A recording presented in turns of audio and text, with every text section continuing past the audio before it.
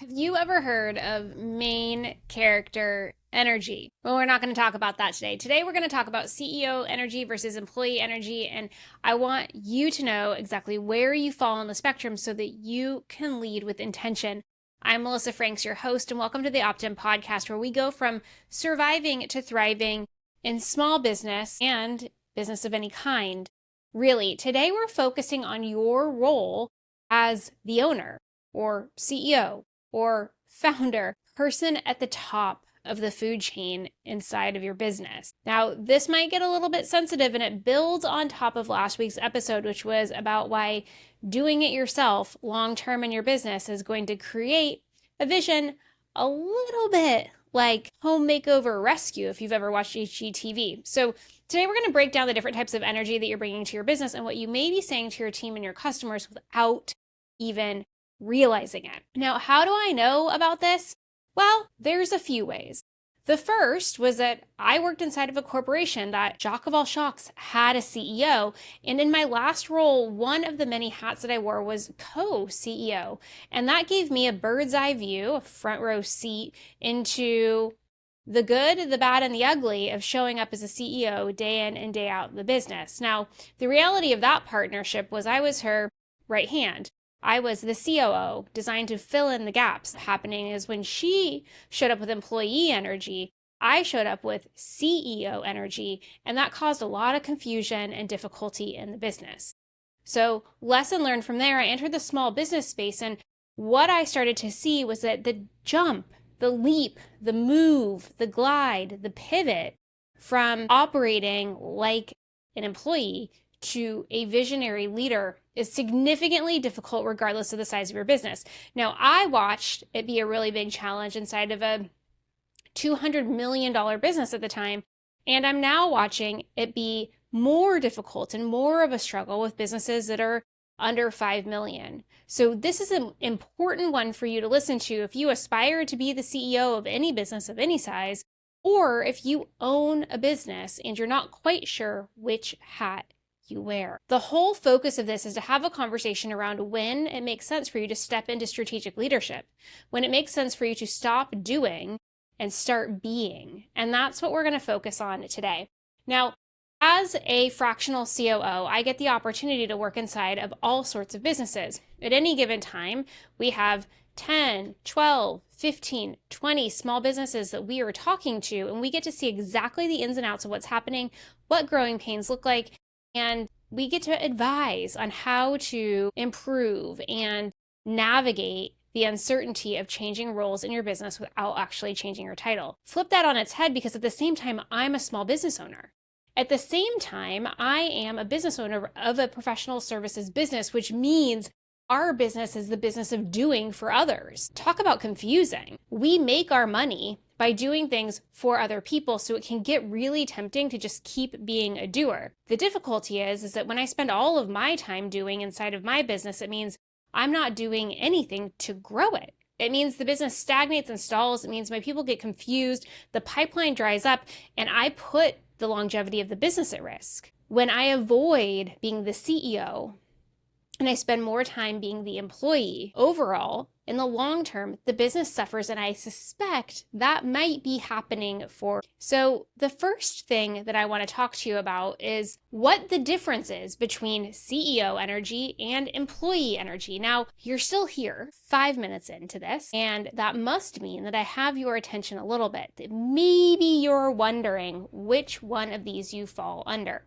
Well, let's get clear, because after all, Brene Brown says clear is kind. CEO energy is experienced because you, when you embody that energy, are making decisions. You're setting the vision.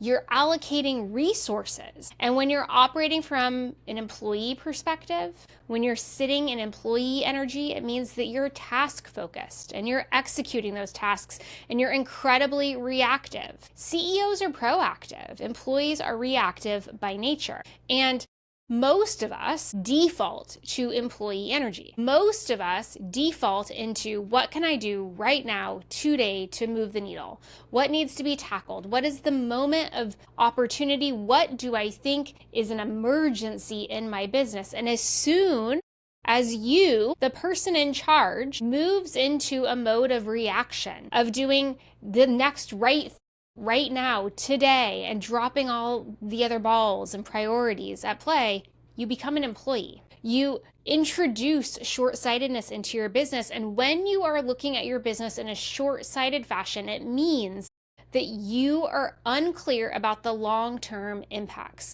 Take, for example, that you are a business that runs on customer referrals, which means that your customers need to be happy. And you walked in the door and customer service was talking to each other and you found out that you got a complaint overnight. If you stop what you're doing and you get in the trenches with them and you make a response to that complaint, you could be damaging your business. Why do I say that? Because when you are so close that the issue becomes incredibly magnetized, what you're unable to do is zoom out and look with perspective and say, in the grand scheme of things, is this feedback that A, we need to acknowledge or respond to at all, B, make a change because of, and C, is something we've been hearing over and over and over again. When you stop what you're doing and drop your bags and sit down with customer service and start crafting an email response, you lose your entire ability to look strategically at the long-term view and determine in the scope of all that is wholly in your business, do we care? Of course we care that somebody was dissatisfied. Of course we care that somebody took enough time to be able to provide feedback to us, but what is that feedback and is it relevant and important and something we should act upon? You lose perspective. When you abandon your leadership role in favor of the employee role, you lose perspective. And your team then sees you model reactionary behavior. They then see that you jump in the trenches, so they should too. You know what happens long term in this scenario is that you build a culture of all hands on deck. And if all hands on deck jump in, that means people aren't staying in their lanes. It means there's role confusion. It means there's going to be inconsistency of experience for your clients. And eventually it means that you're going to get frustrated and have to make some tough decisions. Monkey see, monkey do. Follow the leader. We have been hearing these analogies our whole lives, starting in preschool or kindergarten, and because they are true. Whomever is the leader, everybody will watch and follow. So if you are modeling for your employees that it's okay to abandon your role, to jump into the trenches at a drop of a hat, they're going to do the same thing too. In this scenario, the CEO would have done a couple of things. 1, walked by and let them handle it themselves. 2, walked by, let them handle it themselves, and circled around later to follow up and just get feedback from them about how the situation was handled. 3, keep going, start your day,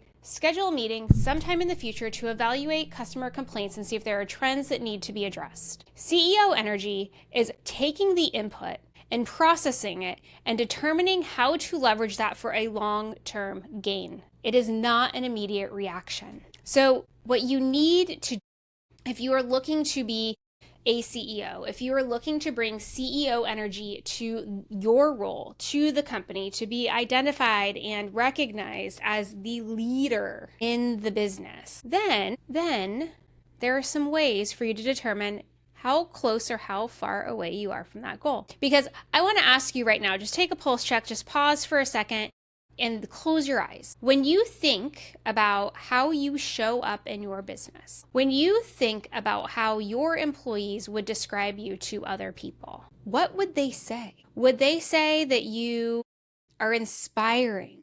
Would they say that you cast a vision that they can rally around and excites them for the future? Will they say that you have a compelling, strategic point of view that helps them make better decisions because they know they're moving in the right direction? Or will they say that you get in the trenches with them? Will they say that you know the ins and outs of their job day in and day out?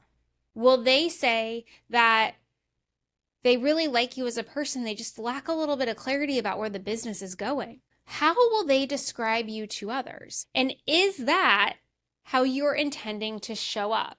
If you're intending to show up as a CEO in your business and you're still kind of demonstrating more employee-like tendencies, here's the first step. And none of you are going to be surprised because this is the remedy for all things in business. Audit your week.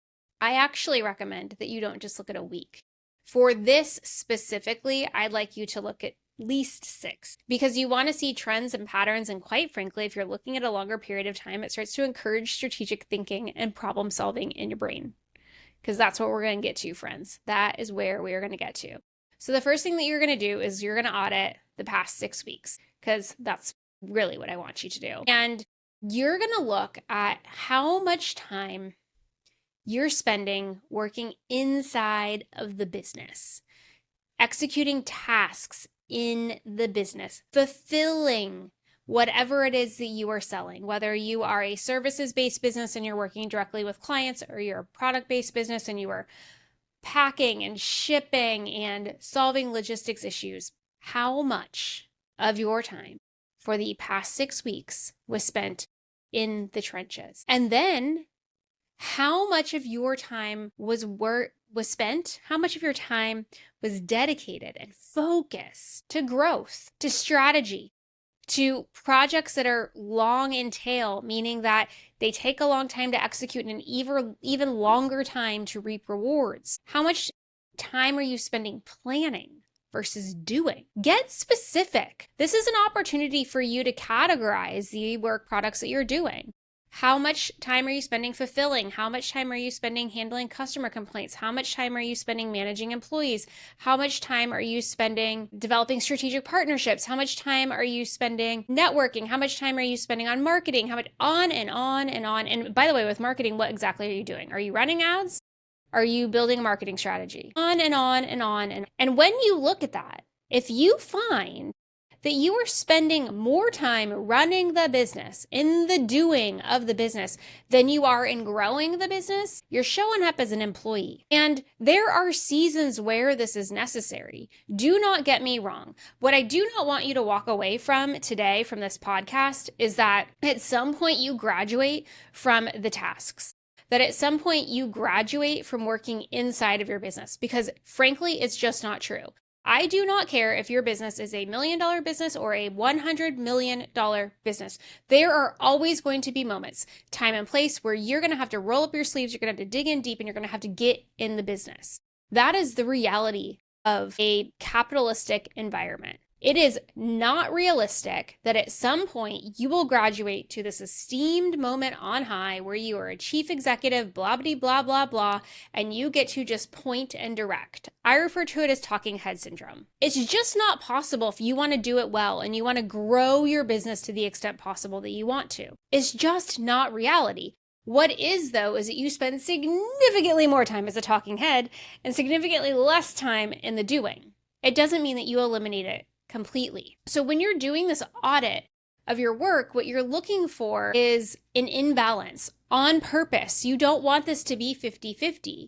You want more of your time categorized for growth activities than the doing and the running of the business. When you categorize things after you've kind of put them into areas and functions and the tasks have been grouped, what you want to look at is what's strategic. So out of all of those things that you've been doing, what falls into strategic work? What is operational oversight? Which is team leadership? And which is firefighting? Those buckets, they're super easy for you to categorize in big chunks. And then I want you to look at the ratio between firefighting and all the rest. And if firefighting is half or more than that, it means you're showing up in your business as an employee, not as an executive. It means that you're doing less leading and more doing. And I can hear you because I hear it all of the time. They're not ready for me to step back. I'm concerned that something is going to drop if I'm not looking. Did you see what happened last weekend when I looked away for a second? I went on vacation and things kind of fell apart. Guess what? The only way that you will improve performance of the team is by demanding more of them. And you can only demand more of them when you give less of yourself. Sit with that for a minute. You improve the performance of your team when you demand more of them, and you can only demand more of them when you give less of yourself. You have to encourage them to stand on their own 2 feet and deliver. You have to determine if they're capable. You have to coach and lead and manage and stand on the sidelines and watch when they fail and pick them back up and ask them to try again. You have to make the tough decisions that sometimes it's not the right person in the right role at the right time. You have to act decisively and with intention. That is how a CEO shows up in the business. That is how a leader shows up in the business. And if you are not doing that, friends, then you're just one of the many employees inside of your business. So now you're probably wondering, she got all feisty, which always happens here. So you knew it was coming. Just took me a minute to get there.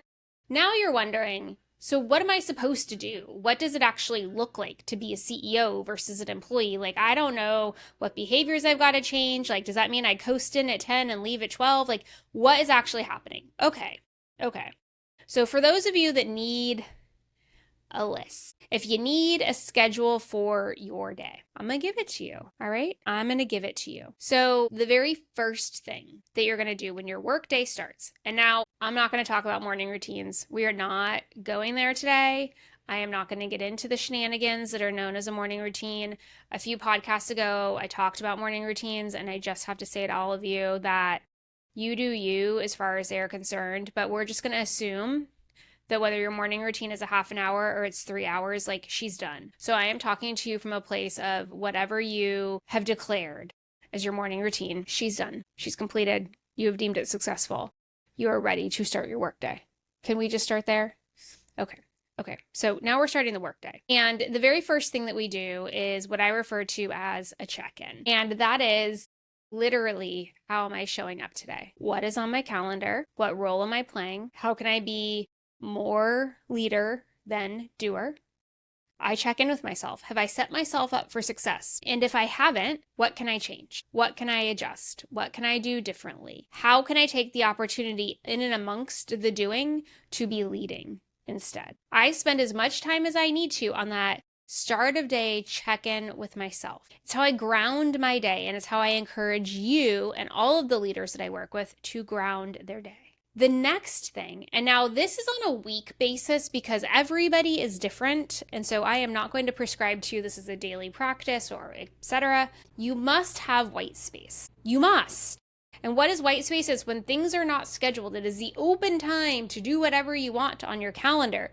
It's protected space for you to ideate, work on a project, take a sales call. I don't know. It's just open time on your calendar. You're not leading your team, you're not executing tasks, you're not doing operational oversight, you're just being inside of your business. Now, for me, one of the things that I recognized was that when I get stuck in the doing, I lose the white space. And when I lose the white space, I lose my ability to take sales calls. And when I lose my ability to take sales calls, my business stops growing. So priority number one for me is to have more white space and less scheduled space. The less scheduled space that I have, the more productive I am as a leader, as an executive, as a business owner, in the blank. So build the white space. Some people take a full day once a week. Some people take specific time blocks every day because that's when they're the most productive. You do you.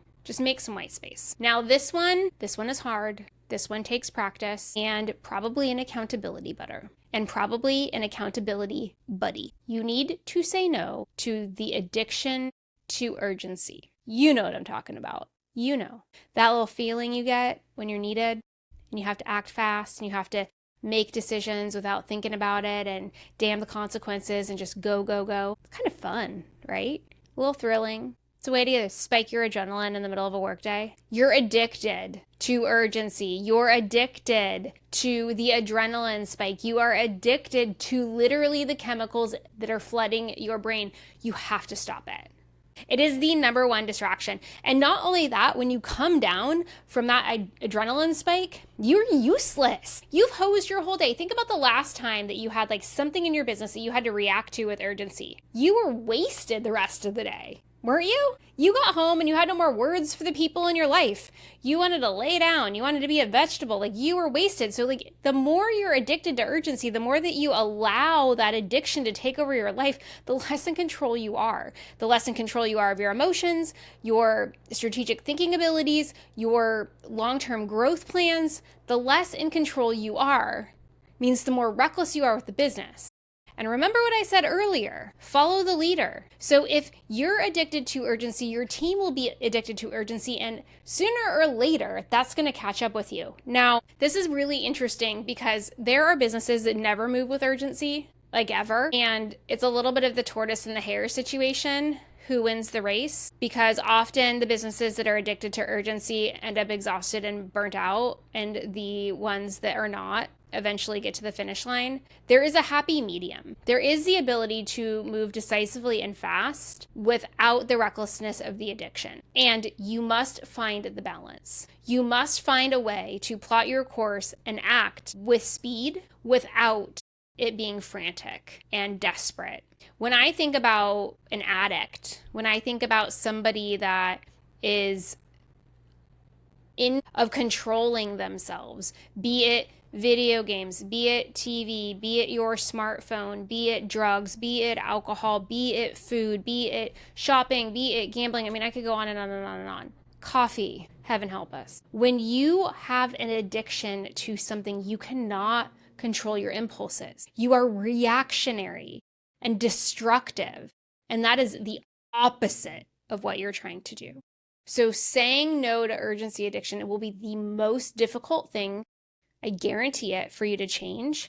And it will be the most impactful at unlocking growth in your business when you can master it. And then here is the gut check. So let's say you did your morning check-in, you've got your white space, you're ignoring things that could create an adrenaline or dopamine spike, and you're still on the fence about whether you should be doing something or not. Ask yourself this. Are you ready? Does this drive the future of the business? Does this activity, does this project, does this meeting drive the future of the business? If the answer is no, then that thing sitting in front of you is not something that you need to participate in. It's something you walk away from. It does not serve you. Now, it may be necessary. If it's a meeting that you're choosing not to attend, your team, your doers over there, they may need to be there. So by all means, let the meeting proceed. But it does not mean that you need to be there. It does not mean that you need to steer the ship. So ask yourself, gut check, does this drive the future of the business? And if the answer is yes, go. What are you waiting for? And if the answer is no, then stop, reevaluate, move on to the next thing. That's a hell yes in answer to that question. Now, in order for all of this to come to light, a lot of changes have to be made within yourself. The team also will need to adjust and shift in response. And as much as the change curve is incredibly challenging for you, for them, mostly they're going to welcome it, because what it means is that you are going to be empowering your team to take ownership. You're going to be inviting them to have more authority and autonomy. You're going to be delegating permanently key responsibilities to them to act in your stead. They're going to get really, really excited about this because they get to take decisions. You don't have to take every single one anymore. They're not just working on tasks. They're actually starting to move in alignment with the business strategy that you, because you have enough time to do, are setting the vision for. They're also getting the opportunity to each other and their customers to communicate how what they're doing is aligned to the vision and moving the business forward. And you have all this time. You have all this time to continue to articulate the vision and to be mission focused and to build strategically. The coolest thing about this is that when your team starts to operate in alignment, when they take on more authority and more autonomy, when they're comfortable with you delegating to things that they get to keep permanently, and then they show up with integrity and follow through, the strength of the business compounds. And when the business gets stronger, the business grows. Because you have more and more time to do all of those growth-related things you were too scared to do because you didn't think the team was ready. Spoiler alert, they're ready way earlier than you are. I love this analogy so much. Like if you have had a teenager in your life at all, or you have parented a teenager, there is this really interesting situation that happens without warning. And they go from you to direct everything to literally waking up one day and they're like, I am the boss of myself. And I know what I want to wear, and I know what my haircut to look like, and I know what sort of food I want to eat, and I know what I'm doing all day long, and I'm just going to tell you what my schedule is. And you're like, whoa, 2 days ago you couldn't even figure out how to brush your teeth, and now you're slapping on cologne and you're rolling out of the house and you're gone for 10 hours, living your very best life, taking yourself to the grocery store when you need food. You're finding rides to places that you need to. You're managing yourself. That's exactly what happens. And the reason that happens with teenagers is because they were just waiting for their moment. They were just waiting to get the green light that they could actually step into all that they were capable of because we spent so much time developing them. That is your team. Your team is just waiting for you to give them the invitation to take on more responsibility, to take on more ownership in the business, to be able to deliver. They're ready. You just need to be too. So here you are, friends. You're at an inflection point. You have a decision to make. Are you going to show up tomorrow with employee energy or CEO energy? And if you're looking to be more CEO and less employee, what changes do you need to make in order to move in that direction? This isn't something that you can change overnight. It is something that you can begin immediately. So as a very first step, perhaps start with a calendar audit. Get clear on how you're spending your time.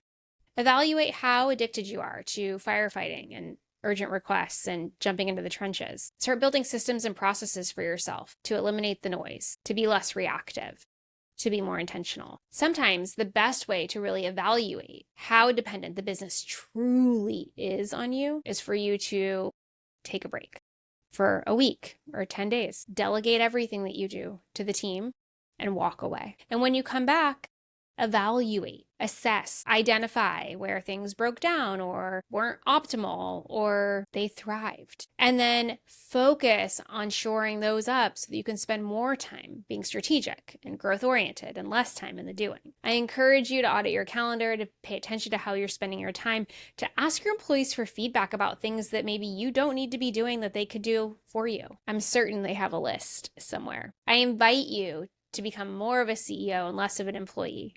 And hopefully there are some tips and tricks in this podcast that have you thinking that maybe it's time. I wish you luck. We are in the middle of the third quarter of 2025, and now is a great time for you to push the reset button and to charge into the Q4 stronger than ever. Until I see you again, friends, please know you are wise and you are strong and you are capable, and I believe in you. If you want more help becoming the CEO of your business, please visit us at www.melissafranks.com. We would love to have a free consultation call with you and help you get started on the right track.